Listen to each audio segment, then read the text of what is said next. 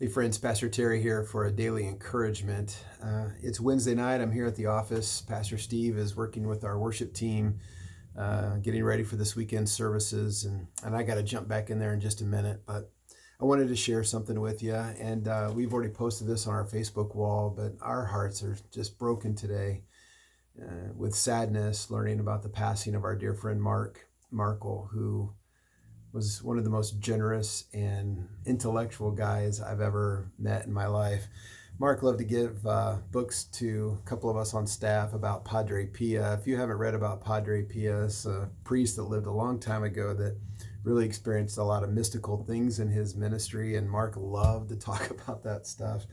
And he would send us a book often and say, "Hey, I'd like you to read this, and I'll take you out to lunch and talk about it." And I treasured those conversations.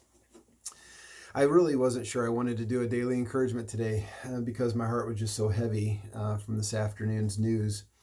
And then I reread again tonight some of the passages I wanted to read for you in the encouragement today, coming from Ephesians 2, beginning in verse 4. Because of his great love for us, God, who is rich in mercy, made us alive with Christ. Even when we were dead in transgressions, it is by God's grace you have been saved. You know, we kind of get this idea of what alive and dead is, and we experience life because of God's mercy. And it all flows out of his great love for us. If we went down to verse 10, we'd read, "For we are God's workmanship, created in Christ Jesus to do good works, which God prepared in advance for us to do." I'll tell you what, Mark was a part of God's craftsmanship. He was being molded and shaped, and he did a lot of good works. That man was a generous guy, and God used him in some pretty powerful ways. And then down verse 22, where this chapter ends, "And in him you two are being built together to become a dwelling which God lives by his Spirit." God certainly did live through the life and love of Mark, and he inspires me in so many different ways. And the Spirit of God works in you as well. Today your heart may be heavy. You may be grieving.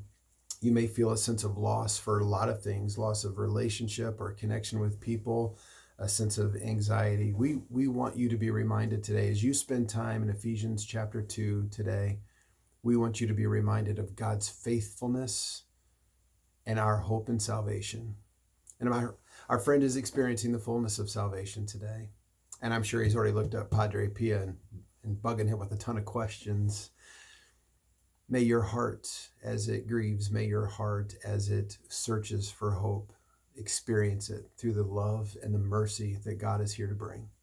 Because he's here to bring it, and he wants to give it to you today. You're in our thoughts and prayers. Continue to pray for the Markle family, Sherry, and Sid, and Hunter, and the entire extended family. We love you. We love all of you. God bless you.